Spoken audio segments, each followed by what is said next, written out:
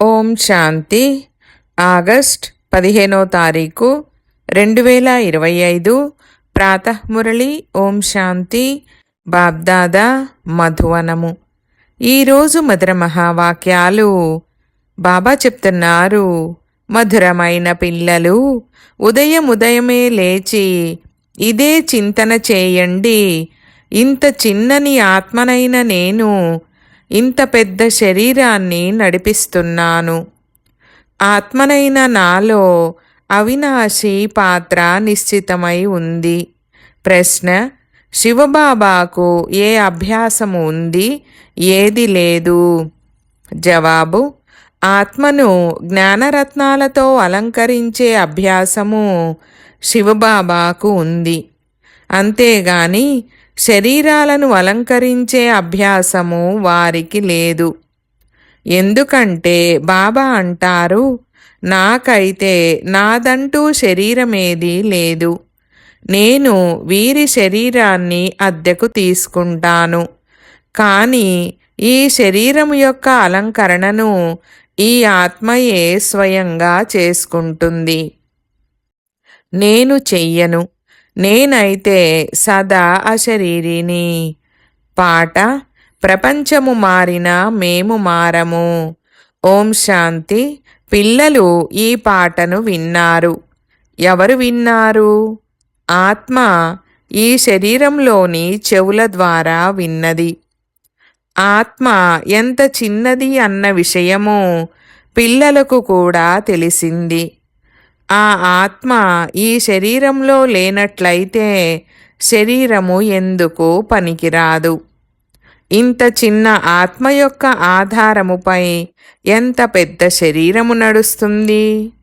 ఈ రథముపై విరాజమానమయ్యే ఆత్మ అంటే ఏమిటనేది ప్రపంచంలోని వారికెవ్వరికీ తెలీదు. అకాలమూర్తి అయిన ఆత్మకు ఇది సింహాసనము. పిల్లలకు కూడా ఈ జ్ఞానము లభిస్తుంది. ఈ జ్ఞానము ఎంత రమణీకమైనది మరియు రహస్యయుక్తమైనది. ఎప్పుడైనా ఇటువంటి రహస్యయుక్తమైన విషయాన్ని విన్నప్పుడు చింతన నడుస్తుంది. పిల్లలైన మీకు కూడా ఇదే చింతన నడుస్తుంది. ఇంత పెద్ద శరీరంలో ఇంత చిన్నని ఆత్మ ఉంది. ఆత్మలో 84 జన్మల పాత్ర నిశ్చితమై ఉంది. శరీరమైతే వినాశనమైపోతుంది. కేవలం ఆత్మ మిగులుతుంది. ఇవి బాగా ఆలోచించవలసిన విషయాలు.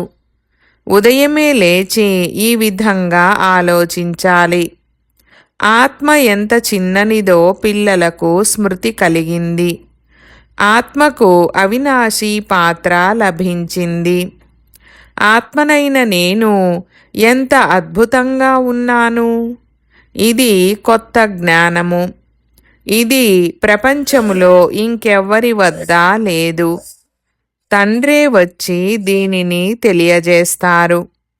దీనిని స్మరించవలసి ఉంటుంది. ఇంత చిన్నని ఆత్మనైన నేను పాత్రను ఎలా అభినయిస్తున్నాను?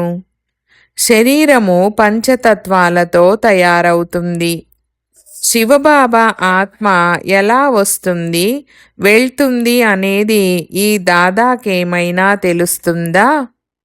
అలాగని సదా వీరిలోనే ఉంటారని కూడా కాదు. కావున ఇదే చింతన చేయాలి. పిల్లలైన మీకు తండ్రి ఎటువంటి జ్ఞానాన్ని ఇస్తున్నారంటే ఇది ఎప్పుడూ ఎవ్వరికీ లభించజాలదు. వాస్తవానికి ఈ జ్ఞానము ఇతని ఆత్మలో ఇంతకు ముందు లేదని మీకు తెలుసు.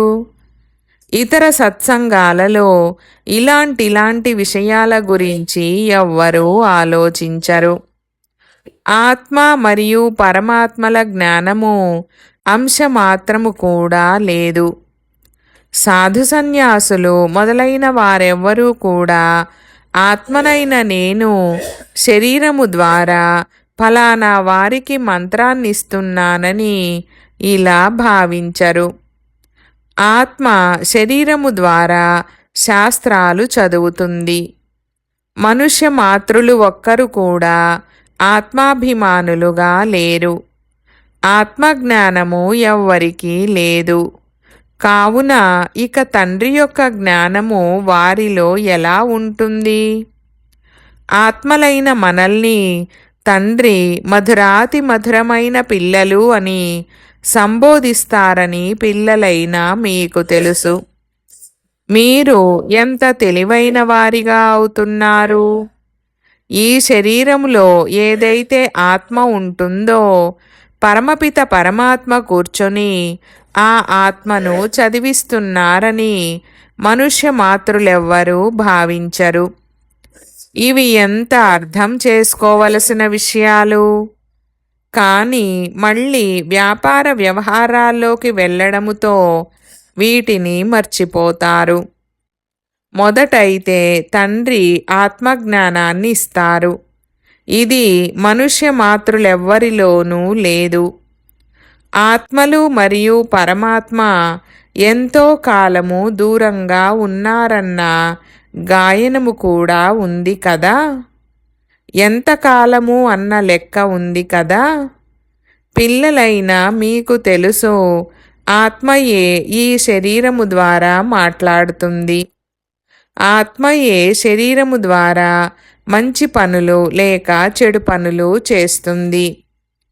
తండ్రి వచ్చి ఆత్మలను ఎంతగా పుష్పాల వలె తయారు చేస్తారు. మొట్టమొదటైతే తండ్రి చెప్తున్నారు, ఉదయమే లేచి ఇదే అభ్యాసము లేక ఆలోచన చేయండి. ఈ శరీరము ద్వారా వింటూ ఉన్న ఈ ఆత్మ అంటే అసలు ఏమిటి?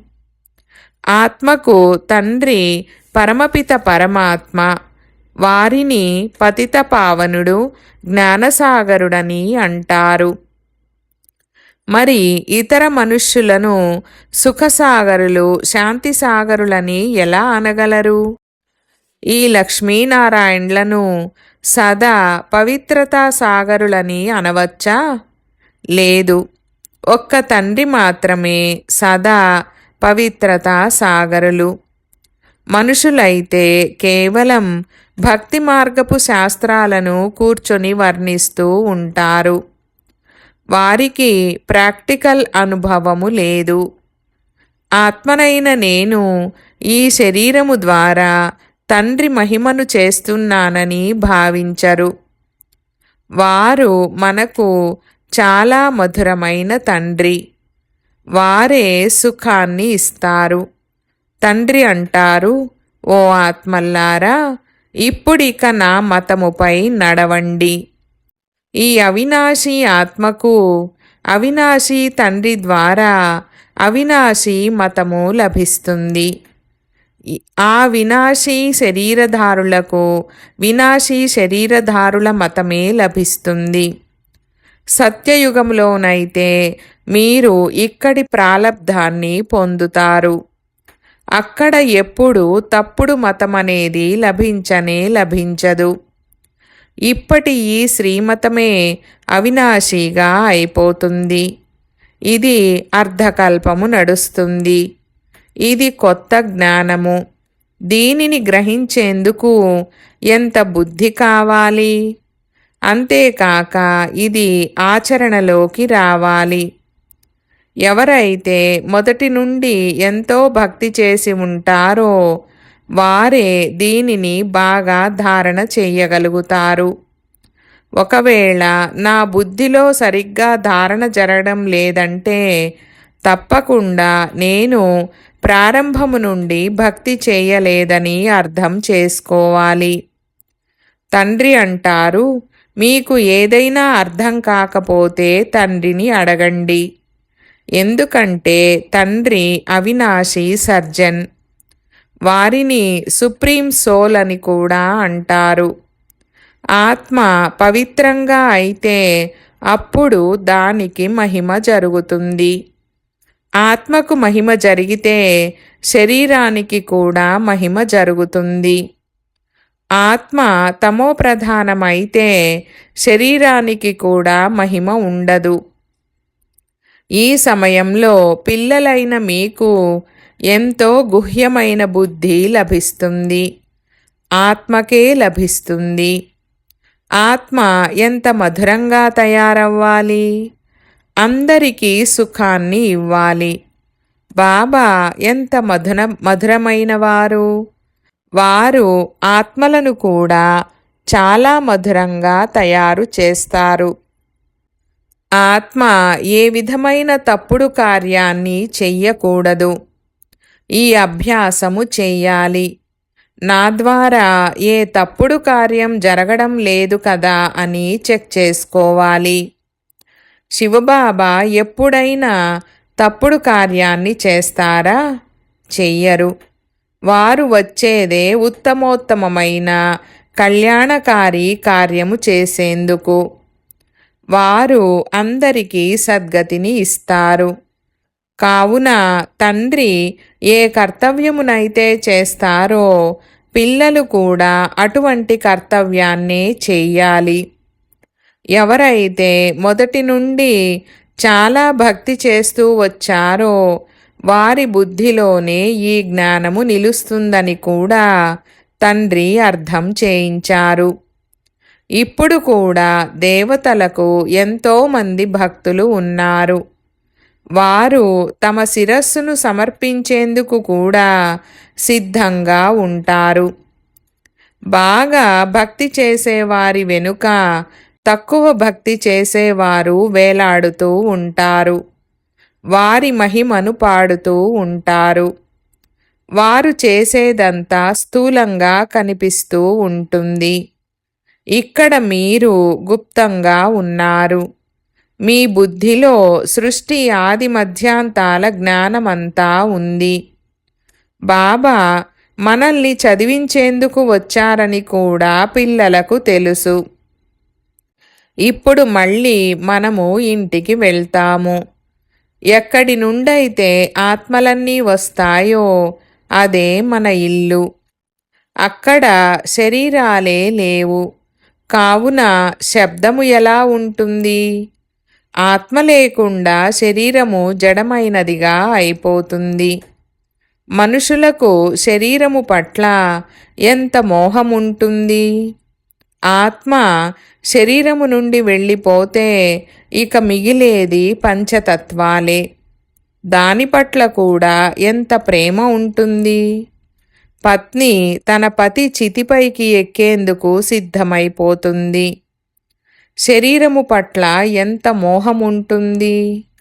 ఇప్పుడిక మొత్తము ప్రపంచమంతటి పట్ల నష్టోమోహులుగా అవ్వాలని ఇప్పుడు మీరు భావిస్తారు.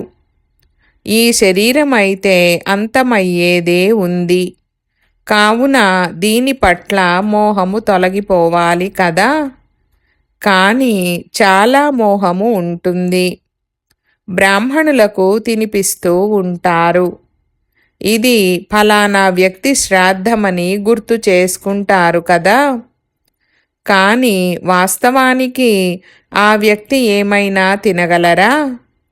పిల్లలైన మీరిప్పుడు ఈ విషయాల నుండి అతీతమైపోవాలి. డ్రామాలో ప్రతి ఒక్కరూ తమ పాత్రను అభినయిస్తున్నారు. మేము నష్టోమోహులుగా అవ్వాలి అన్న జ్ఞానము ఈ సమయములో మీలో ఉంది. మోహాన్ని జయించిన రాజు కథ కూడా ఉంది కదా. వాస్తవానికి మోహాన్ని జయించిన రాజులు ఇంకెవ్వరూ ఉండరు. ఇవన్నీ కథలుగా తయారు చేశారు కదా. అక్కడ అకాల మృత్యువులు ఉండవు. కావున అడగవలసిన అవసరం కూడా లేదు. ఈ సమయంలో మిమ్మల్ని మోహజీతులుగా తయారు చేస్తారు. స్వర్గములో మోహాన్ని జయించిన రాజులు ఉండేవారు. యథా రాజారాణి తథా ప్రజ, అందరూ అలానే ఉండేవారు. అది ఉన్నదే నష్టోమోహుల రాజధాని. రావణ రాజ్యములో మోహము ఉంటుంది. అక్కడైతే వికారాలనేవే ఉండవు. రావణ రాజ్యమే ఉండదు. రావణుని రాజ్యము వెళ్ళిపోతుంది. రామరాజ్యములో ఏముంటుందనేది ఏమీ తెలీదు. కేవలం తండ్రి తప్ప ఇంకెవ్వరూ ఈ విషయాలను తెలియజేయలేరు. తండ్రి ఈ శరీరంలో ఉన్నా కానీ దేహీ అభిమానిగా ఉంటారు. లోన్లో లేక అద్దెకు ఇల్లు తీసుకున్నప్పుడు దాని పట్ల కూడా మోహము ఉంటుంది. ఇంటిని చాలా బాగా అలంకరించుకుంటారు. ఇతడినైతే అలంకరించవలసిన అవసరం లేదు. ఎందుకంటే తండ్రి అయితే అశరీరి కదా. బాబాకు అలంకరణ చేసే అభ్యాసము లేదు. బాబాకైతే అవినాశీ జ్ఞానరత్నాలతో పిల్లలను అలంకరించే అభ్యాసమే ఉంది. వారు సృష్టి ఆదిమధ్యాంతాల రహస్యాన్ని అర్థం చేయిస్తారు. శరీరమైతే అపవిత్రమైనదే. ఇతనికి ఎప్పుడైతే ఇంకొక కొత్త శరీరము లభిస్తుందో అప్పుడు పవిత్రంగా ఉంటుంది. ఈ సమయంలోనైతే ఇది పాత ప్రపంచము. ఇది అంతమైపోనున్నది. ఈ విషయం కూడా ప్రపంచములో ఎవ్వరికీ తెలీదు. మెల్లమెల్లగా ఇది అందరికీ తెలుస్తుంది. కొత్త ప్రపంచ స్థాపన మరియు పాత ప్రపంచ వినాశనము ఇది తండ్రి కర్తవ్యమే. తండ్రే వచ్చి బ్రహ్మ ద్వారా ప్రజలను రచించి కొత్త ప్రపంచ స్థాపనను చేస్తున్నారు. మీరు కొత్త ప్రపంచంలో ఉన్నారా? లేదు.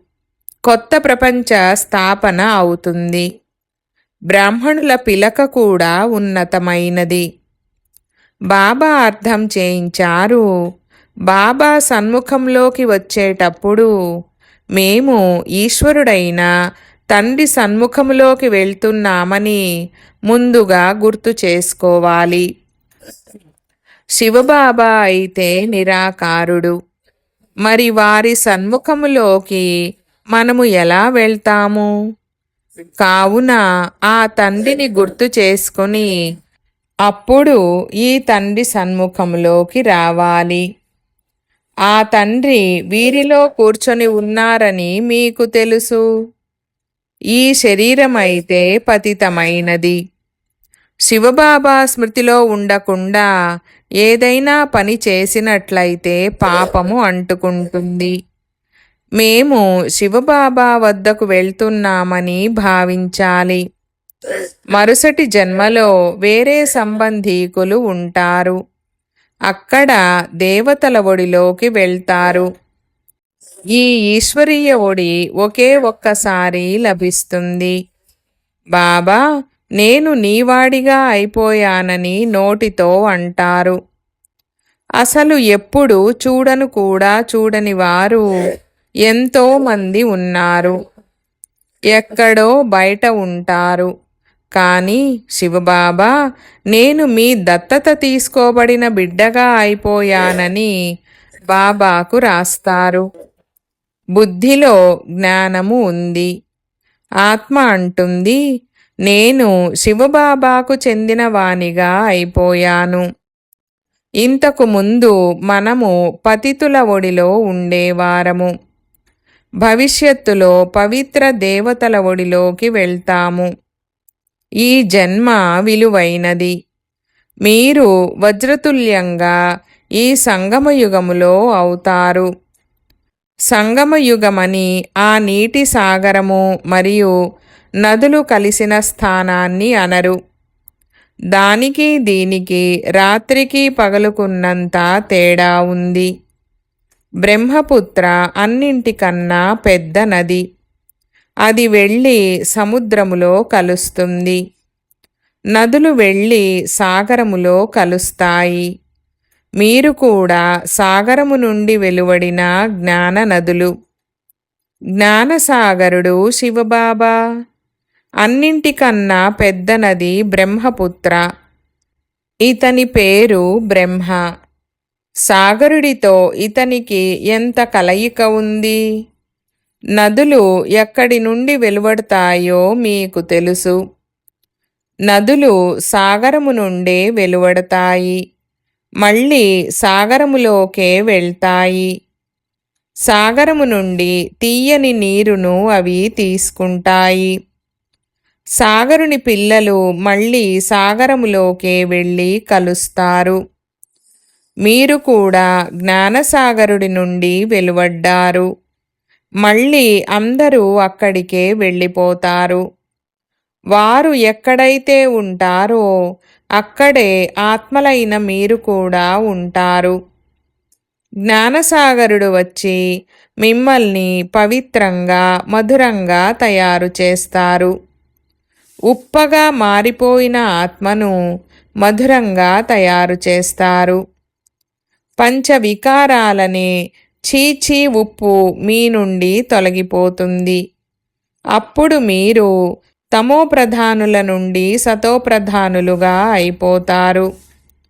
తండ్రి పురుషార్థము ఎంతో చేయిస్తూ ఉంటారు. మీరు ఎంత సతోప్రధానంగా ఉండేవారు, స్వర్గములో ఉండేవారు.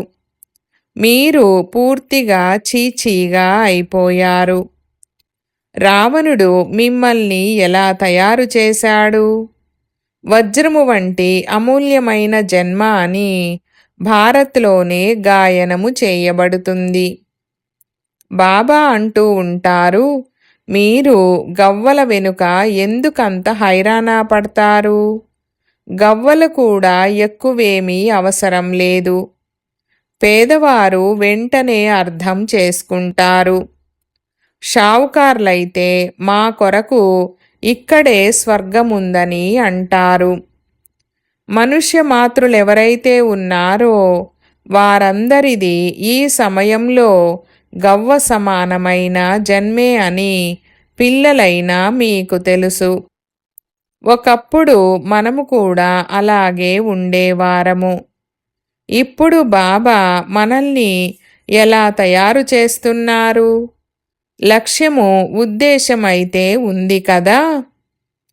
మనము నరుని నుండి నారాయణుడిగా అవుతాము. భారత్ ఇప్పుడు గవ్వ సమానంగా నిరుపేదగా ఉంది కదా. భారతవాసులకు ఈ విషయము తెలియదు.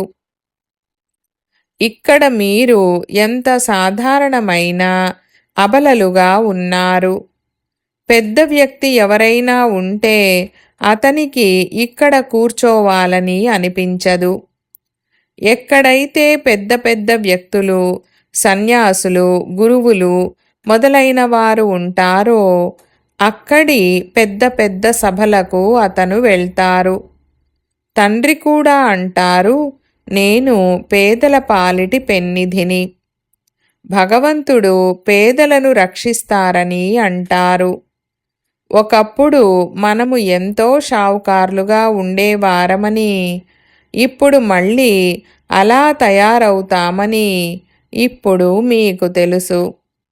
మీరు పదమపతులుగా అవుతారని తండ్రి రాస్తారు కూడా. అక్కడ కొట్లాటలేమీ జరగవు. ఇక్కడ చూడండి, ధనము కోసం ఎన్ని కొట్లాటలు జరుగుతూ ఉంటాయి. లంచాలు ఎంతగా లభిస్తూ ఉంటాయి. మనుషులకు ధనమైతే కావాలి కదా. బాబా మన ఖజానాను నింపుతున్నారని పిల్లలైనా మీకు తెలుసు. అర్ధకల్పము కొరకు మీకు ఎంత కావాలనుకుంటే అంత ధనము తీసుకోండి. కానీ పురుషార్థము పూర్తిగా చేయండి, నిర్లక్ష్యము చేయకండి. ఫాలో ఫాదర్ అని అనడం జరుగుతుంది కదా. తండ్రిని అనుసరించినట్లయితే మీరు వెళ్ళి ఈ విధంగా అవుతారు. నరుడి నుండి నారాయణుడిగా, నారి నుండి లక్ష్మిగా అవుతారు. ఇది చాలా పెద్ద పరీక్ష. ఇందులో కొద్దిగా కూడా నిర్లక్ష్యము చేయకూడదు. తండ్రి శ్రీమతాన్ని ఇస్తారు, కావున దానిపై నడవాలి.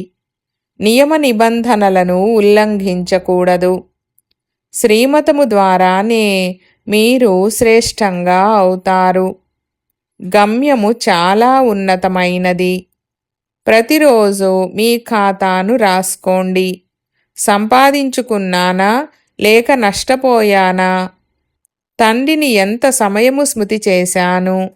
ఎంతమందికి దారిని తెలియచేశాను? అంధులకు చేతికర్ర మీరే కదా? మీకు జ్ఞానమనే మూడవ నేత్రము లభించింది. అచ్చా, मीठे मीठे सिकीलदे बच्चों प्रति माता पिता बाप दादा का याद प्यार और गुड मॉर्निंग। रूहानी बाप की रूहानी बच्चों को नमस्ते। हम रूहानी बच्चों की रूहानी बाप दादा को याद प्यार गुड मॉर्निंग और నమస్తే నమస్తే బాబా నమస్తే. ధారణ కొరకు ముఖ్య సారము. 1వ పాయింట్, ఏ విధంగా తండ్రి మధురమైన వారో అదే విధంగా మధురంగా అయ్యి అందరికీ సుఖాన్ని ఇవ్వాలి. ఎటువంటి తప్పుడు కార్యాన్ని చెయ్యకూడదు. ఉత్తమోత్తమమైన కళ్యాణ కార్యమునే చెయ్యాలి. 2వ పాయింట్, గవ్వల వెనుక హైరాణ పడకూడదు. పురుషార్థము చేసి తమ జీవితాన్ని వజ్రము వలె తయారు చేసుకోవాలి. నిర్లక్ష్యము చెయ్యకూడదు. వరదానము: నిశ్చయము రూపీ పాదాన్ని అచలముగా ఉంచుకునే సదా నిశ్చయ బుద్ధి నిశ్చింత భవ.